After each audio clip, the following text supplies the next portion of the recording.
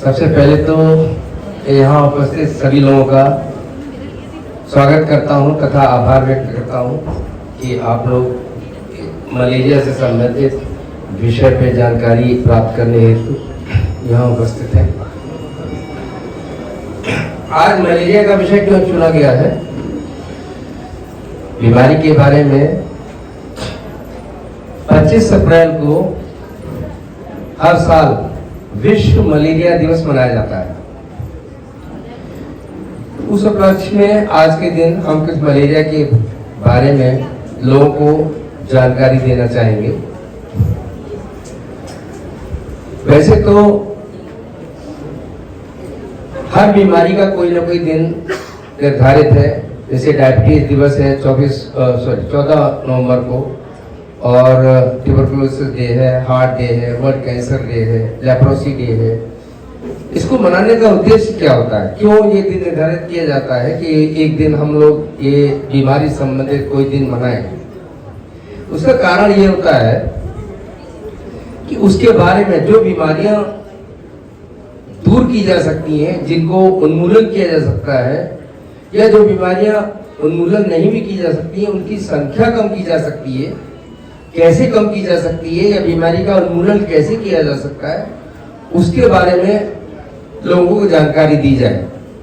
क्योंकि जब तक लोगों का सहयोग नहीं होगा तब तक सरकार की कोई भी प्रयास या स्वास्थ्य से जुड़े हुए लोगों के कोई प्रयास कारगर नहीं होंगे। तो ऐसे में लोगों का सहयोग बहुत जरूरी है किसी भी बीमारी के उन्मूलन के लिए। सरकार के प्रयास से या स्वास्थ्य विभाग के प्रयास से, लोगों के सहयोग से केवल 2 बीमारियां अभी तक भारत से जिनका उन्मूलन हो चुका है, इरेडिकेशन हो चुका है। पहली बीमारी है स्मॉल पॉक्स, जो सन 1972 के बाद से हिंदुस्तान में क्या दुनिया में कहीं रिपोर्टेड नहीं है। दूसरी बीमारी है पोलियो, जो करीब करीब अब हमारा देश पोलियो मुक्त हो चुका है, और इसमें सालों का प्रयास रहा है सरकार की तरफ से भी और स्वास्थ्य विभाग की टीमों की तरफ से भी और जनता के सहयोग की तरफ से भी। तो इसी प्रकार गवर्नमेंट जो भी बीमारियां इन्फेक्शन की हैं एक दूसरे को कम्युनिकेट करती हैं, चाहे मलेरिया हो, चाहे ट्यूबरकुलोसिस हो, चाहे डेंगू हो, चाहे चिकनगुनिया हो। सरकार का यह प्रयास है कि जो बीमारियां जिनका उन्मूलन किया जा सकता है उनका एक टारगेट फिक्स करके उसके बाद उस बीमारी से देश को मुक्त किया जाए। फिलहाल आज तो हम मलेरिया के बारे में बात करेंगे। हालांकि मलेरिया आज से जो 10 साल 20 साल पहले जो लाखों की संख्या में होता था, उनकी संख्या केवल हजारों में रह गई है, और उसके लिए भी सरकार का और स्वास्थ्य विभाग की टीम का, लोगों का अथक प्रयास है। पहले हजारों की संख्या में लोग मलेरिया से मरते थे, अब वो संख्या सैकड़ों में रह गई। मलेरिया के इतिहास के बारे में थोड़ा सा मैं बताऊंगा। 19वीं सदी के अंत तक लोगों को ये नहीं पता था कि मलेरिया जो है एक बैक्टीरिया या वायरल डिसीज नहीं है, बल्कि एक पैरासाइट डिसीज है। मेल का मतलब होता है बैड, और एयर का मतलब होता है एरिया। उससे पहले लोग समझते थे कि बैड एयर की या दूषित हवा की वजह से बीमारी होती है। लोगों को जानकारी नहीं थी कि मच्छर काटने से या पैरासाइट से होता है। 19वीं सदी के अंत में वैज्ञानिकों ने खोजा कि एक पैरासाइट होता है, प्लाज्मोडियम जिसका नाम है, जिसकी वजह से बीमारी होती है। और 20वीं सदी के शुरुआत में ये पता लगाया गया कि ये पैरासाइट मच्छर के काटने से होता है। उससे पहले तक लोग नहीं जानते थे कि मच्छर काटने से होता है। अब मलेरिया जब खोजा गया तो उसमें 4 प्रकार के पैरासाइट खोजे गए। एक होता है जो सबसे कॉमन है, उसका नाम है प्लाज्मोडियम वाइवेक्स, जो हमारी उत्तर प्रदेश में है। दूसरा होता है जो सबसे दूसरा कॉमन है, वो होता है प्लाज्मोडियम फैल्सीपेरम। तीसरा होता है प्लाज्मोडियम ओवेल, और चौथा होता है प्लाज्मोडियम मलेरी। तो ओवेल और मलेरी हमारे कंट्री में कम है, अफ्रीका में ज्यादा होता है। फैल्सीपेरम नॉर्थ ईस्टर्न जो स्टेट है, पूर्वोत्तर राज्य है, वहां ज्यादा होता है, झारखंड, छत्तीसगढ़, आंध्र प्रदेश, कर्नाटका, उड़ीसा, हमारे उत्तर प्रदेश में फैलसीफेरम की मलेरिया कम होता है। हमारे प्रदेश में सबसे ज्यादा मलेरिया है प्लाज्मोडियम वाइवेक्स। इन चारों में सबसे खतरनाक मलेरिया जो होता है, जो जानलेवा भी साबित हो जाता है, वो होता है प्लाज्मोडियम फैलसीफेरम, जो हमारे उत्तर प्रदेश में टचवुड कम है। अब ये तो हो गया कैसे फैलता है। मच्छर अलग अलग होते हैं। जो मलेरिया के मच्छर होते हैं उसका नाम होता है एनोफिलीज। डेंगू और चिकुनगुनिया के मच्छर जो होते हैं उसका नाम होता है इडीज। दोनों मच्छरों में अंतर क्या है? एनोफिलीज मच्छर जो होता है वो गंदे पानी में होता है, नाली में, तालाब में, पोखरे में, इसीलिए वो गांव में ज्यादा होता है, शहरों में कम होता है। मलेरिया और फाइलेरिया, ये दोनों बीमारियां, फाइलेरिया का भी अलग मच्छर होता है, वो होता है क्यूलेक्स। तो ये जो मलेरिया और फाइलेरिया गांव में ज्यादा होता है, क्योंकि मलेरिया और फाइलेरिया का मच्छर गंदे पानी में होता है। और डेंगू का जो मच्छर या चिकनगुनिया मच्छर होता है वो उसको साफ पानी, सफाई पसंद होता है, वो उसको साफ पानी पसंद है।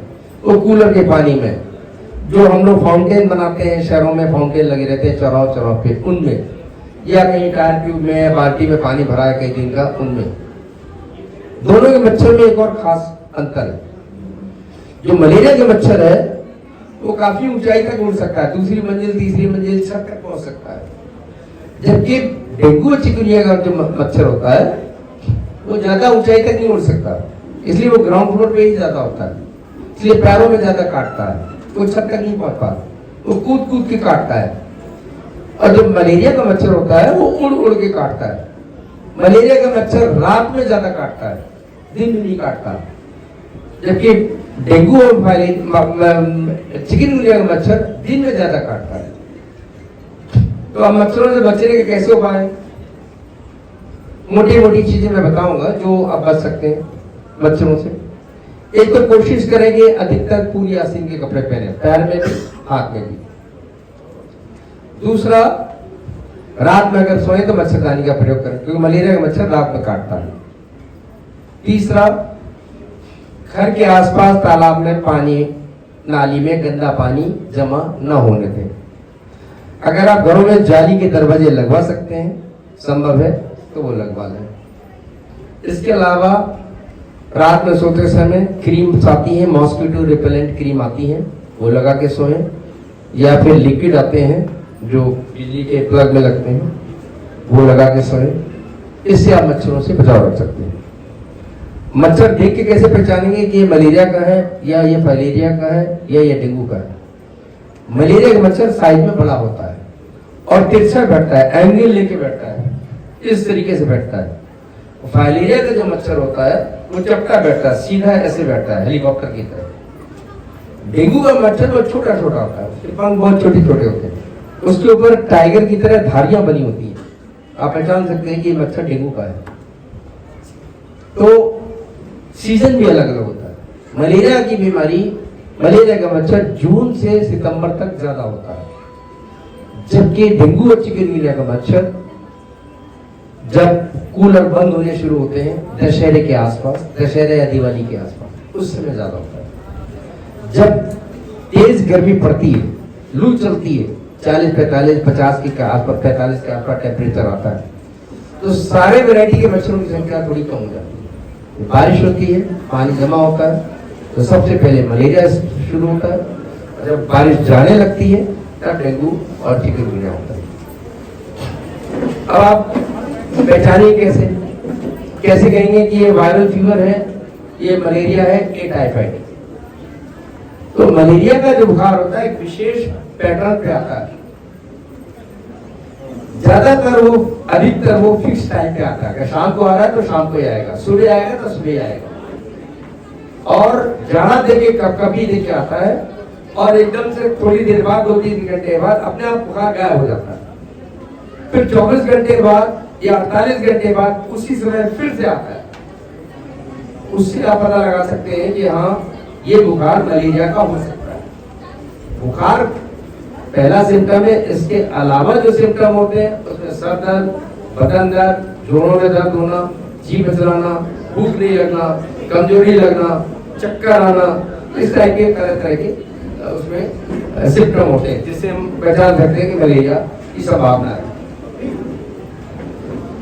अब डायग्नोसिस कैसे बनाते हैं हम लोग? मलेरिया की सिम्टम की बात तो होगी। सिम्टम अगर होते हैं हर एक का मलेरिया, जो भी बुखार आता है सबका मलेरिया नहीं टेस्ट करते, लेकिन कुछ लोग करते हैं क्योंकि गवर्नमेंट ने टारगेट बनाया कि 2027 तक गवर्नमेंट की कोशिश है कि हमारा देश मलेरिया मुक्त हो जाए। दुनिया में केवल 3 देश ऐसे हैं जहां मलेरिया नहीं है, मलेरिया पूरी तरह एरेडिकेट हो चुका है। पहला है मॉरिशस, दूसरा है अफ्रीका का कंट्री अल्जीरिया, तीसरा कंट्री एक है काबो करके जो इसी साल मलेरिया से मुक्त हुआ है। गवर्नमेंट भी चाह रही है कि इन देशों की तरह हमारा देश भी मलेरिया मुक्त हो जाए 2027 तक आते आते, और उसके लिए गवर्नमेंट के बहुत सारे अभियान चल रहे हैं, बहुत सारी कोशिशें चल रही हैं। हमें सब लोगों को उसमें सहयोग करना चाहिए। मलेरिया एक रिपोर्टेबल डिसीज है। आपको पता लगे कि मलेरिया हो गया है, आप सीएम ऑफिस में रिपोर्ट करिए। डॉक्टर्स की तरफ से तो रिपोर्ट जाती है। जब भी मलेरिया पॉजिटिव पाया जाता है तो अस्पताल गवर्नमेंट को रिपोर्ट करता है कि फला आदमी को मलेरिया हो गया है। गवर्नमेंट की टीम आती है, पूरे घर का चेकअप करती है, कैसे फैला, कहां से आया, इस तरीके से उसको कोशिश करती है कि वहीं पे कंट्रोल कर किया जाए। जब भी किसी को मलेरिया हो जाए तो उसको अलग कमरे में लेटाएं जिससे दूसरे मेंबर को ना लगे। डायग्नोसिस बनाने के सिर्फ 2 ही टेस्ट है इस समय जो उपलब्ध है। एक होता है रैपिड टेस्ट जिसकी रिपोर्ट 1 घंटे में आ जाती है और महंगा टेस्ट नहीं है।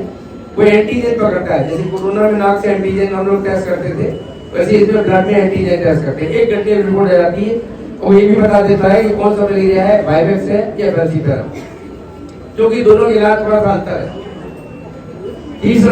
दूसरा टेस्ट होता है स्लाइड से, उंगली से ब्लड लेके स्लाइड बनाई जाती है, उसमें मलेरिया के पैरासाइट रेड ब्लड सेल के अंदर दिखते हैं। उससे पता लगाया जाता है कि मलेरिया पॉजिटिव है, नेगेटिव है और कौन सी वैरायटी का मलेरिया है।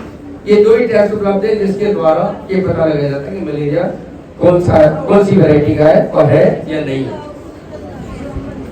कभी कभी ऐसा होता है कि मलेरिया है और इसके बाद भी टेस्ट निगेटिव आते हैं, खासतौर से स्लाइड वाला टेस्ट है। स्लाइड वाला टेस्ट इसलिए निगेटिव आता है कि जब मरीज को ज़्यादा देर के बुखार आता है उस समय अगर स्लाइड बनाई जाए तो पॉजिटिव वाले के चांसेस ज्यादा होते हैं। जैसे इस समय बुखार नहीं है, आपने स्लाइड ले बना ली तो चांसेस ये होते हैं कि वो निगेटिव होने के चांसेस ज्यादा होते हैं। लेकिन रैपिड टेस्ट में ऐसा नहीं है। अगर मलेरिया के पैरासाइट हैं तो एंटीजन अगर है तो पकड़ेगा। कभी कभी ऐसा भी होता है कि दोनों टेस्ट निगेटिव है लेकिन देखने से क्लिनिकली मरीज को मलेरिया के सिम्टम है, मलेरिया लग रहा है, उसको हम लोग बोलते हैं क्लिनिकल मलेरिया। तो कभी कभी टेस्ट निगेटिव होने के बावजूद हम लोग को लगता है कि ये मरीज मलेरिया के सिम्टम है या बाकी चीज नहीं है, टाइफाइड नहीं है, निमोनिया नहीं है, यूरिन इन्फेक्शन नहीं है, वायरल नहीं है, तो हम लोग मलेरिया की दवा देते हैं क्लिनिकल आधार पर, उसे कहते हैं क्लिनिकल मलेरिया। अब इलाज के बारे में कुछ बातें मैं बताऊंगा। दवाएं मलेरिया की बहुत महंगी नहीं है। सबसे जो फ्रंट लाइन मलेरिया की दवा है जो पीवाईएक्स मलेरिया होता है हमारे खास उत्तर प्रदेश में, उसकी फर्स्ट लाइन जो दवा होती है क्लोरोक्विन, सब लोग नाम जानते हैं, क्लोरोक्विन बहुत पुरानी दवा है। 5 गोलियां आती हैं, 5 गोली का पत्ता आता है क्लोरोक्विन का। पहली बात तो स्वयं से दवा ना लें, डॉक्टर से सलाह लें, टेस्ट कराए, पॉजिटिव आए या निगेटिव भी आएगा तो डॉक्टर को लगता है कि ये मलेरिया हो सकता है तभी दवा खाएं। ये नहीं बुखार आया जाके बाजार से क्लोरोक्विन खा ली, सोचा जाड़ा दे के बुखार आ रहा है चलो खा लो। जाड़ा कभी कभी कोरोना में भी आता था, जाड़ा कभी कभी वायरल में भी आता है, यूरिन इन्फेक्शन होता है तो भी जाड़ा आता है, कई पस बनता है बॉडी में तो भी जाड़ा दे के बुखार आता है। इसका मतलब ये नहीं मलेरिया हो गया अगर जूड़ी आ रही है। तो टेस्ट कराएं, डॉक्टर दिखाएं तभी दवा लें। और टेस्ट कराने में अपने आप ना सोचे कि ये हमारा वायरल होगा। कोई बुखार आता है, 2 दिन का बुखार भी है तो आप डॉक्टर से सलाह लें। डॉक्टर डिसाइड करेगा ये टाइफाइड है, ये मलेरिया है, ये वायरल है, ये और कोई इन्फेक्शन, आप नहीं डिसाइड कर सकते। उस हिसाब से डॉक्टर दवा देता है, कब एंटीबायोटिक देना है, कब एंटी मलेरियल देना है, कब पैरासिटामोल देना है। 2 तरीके से ट्रीटमेंट है, एक तो सिम्प्टोमेटिक ट्रीटमेंट है। सिम्प्टोमेटिक ट्रीटमेंट बुखार का 2 ही होते हैं, चाहे कोई बुखार हो। पहला होता है पैरासिटामोल, आप पैरासिटामोल अपने आप ले सकते हैं। अगर आपको लग रहा है रात बुखार है, पैरासिटामोल आप ले लीजिए वजन के हिसाब से। अगर आपका वजन 60 किलो से ऊपर है तो 650 वाली, अगर 60 किलो से नीचे है तो 500 वाली। और दूसरा होता है पानी खूब पिए, डिहाइड्रेशन से बचें। बुखार बहुत तेज हो, कभी कभी बुखार बहुत तेज होता है तो दिमाग पड़ जाता है, कहते हैं दिमाग पे बुखार चढ़ गया, ठंडे पानी की पट्टी करें, ठंडे में रखे नहीं, रजाई ना उड़ाए, जाना लगे तब भी रजाई मत उड़ाए, पंखा नहीं बंद करें, पंखा चले थे। तो ये तो कॉमन बुखार के सभी के इलाज है। बाकी मलेरिया की जो दवाएं सबसे पहले आती है क्लोरोक्विन, वो 2 गोली इकट्ठी दी जाती है, फिर 6 घंटे बाद दूसरी गोली, तीसरी गोली, फिर 1 गोली डेली दी जाती है 2 दिन तक। ये 5 गोली का कोर्स होता है। उसके बाद 1 गोली आती है ट्रामापिन, वो 14 दिन दी जाती है। वायरस एक ऐसा मलेरिया जो कभी कभी रिलैप्स करता है, आया दवा खाई मरीज ने, बुखार उतर गया, 15 दिन बाद 1 हफ्ते फिर बुखार आ गया। तो वायरस एक ऐसा मलेरिया है जो रिलैप्स करता है, तो उसको इरेडिकेट करने के लिए या पूरी तरह जड़ से मिटाने के लिए एक दवा आती है ट्रामापिन। ये भी डॉक्टर के प्रिस्क्रिप्शन ले, अपने आप ना ले। फेल्सीपेरम मलेरिया की अलग दवा है, वो हमारे इधर उत्तर प्रदेश में नहीं है, लेकिन कभी कभी 1-2 मरीज देखने को मिल जाते हैं। उसमें 2 तरह की दवाइयां आती हैं, कुछ इंजेक्शन आते हैं, कुछ गोलियां आती हैं, वो डॉक्टर की सलाह पे ही लें, ठीक है। और तीसरी चीज होती है प्रोफिलैक्सिस, प्रिवेंशन। अगर आप ऐसे एरिया में जा रहे हैं जहां मलेरिया ज्यादा है, जैसे अफ्रीका में ट्रैवल करने जा रहे हैं, अंडमान निकोबार जा रहे हैं, नॉर्थ ईस्टर्न स्टेट जा रहे हैं जहां मलेरिया ज्यादा है, आपको लगता है आपको यहाँ जा रहे हैं, आपको मलेरिया लगना चाहिए, तो क्या उपाय करें? उसके लिए कुछ गोलियां आती हैं जो आप ट्रैवल करने से पहले शुरू कर दें, तो आपको वहां जाएंगे, जब तक रहेंगे खाते रहे, मलेरिया नहीं होगा। सबसे पहले गोली होती है क्लोरोक्विन। 1 गोली ट्रैवल करने से पहले शुरू कर दे और हर हफ्ते खाते रहे जब तक वहां पर है। 1 गोली हर हफ्ते, यानी आप मंडे को ट्रैवल कर रहे हैं तो संडे गोली खा लीजिए, हर संडे खाइए जब तक वहां है, और आने के बाद 2 हफ्ते तक यहाँ और खाएं। दूसरी दवा आती है डॉक्सीसाइक्लिन, ये भी प्रिवेंशन करती है। ये आप डेली 1 कैप्सूल खाएं 100 मिलीग्राम का, यात्रा करने के 2 दिन पहले से, और यात्रा खत्म करने के बाद कम से कम 5 दिन तक। तो आपको मलेरिया जहां से आ रहे हैं वहां से मलेरिया लेके नहीं आएंगे। तो ये छोटी छोटी बातें कुछ हमने बताई जो आपको ध्यान में रखनी है, जिससे मलेरिया से आप बच सकते हैं। मलेरिया हो गया है तो उससे इलाज कर सकते हैं। स्वयं बेहतर है स्वयं इलाज ना करें, डॉक्टर से सलाह लें, टेस्ट कराएं, और गवर्नमेंट की जो पॉलिसी है अगले 5 साल में देश को मलेरिया मुक्त बनाने की, उसमें सहयोग करें। बहुत बहुत धन्यवाद हमारी बातों को सुनने के लिए। किसी को कोई सवाल पूछना हो तो पूछ सकता है।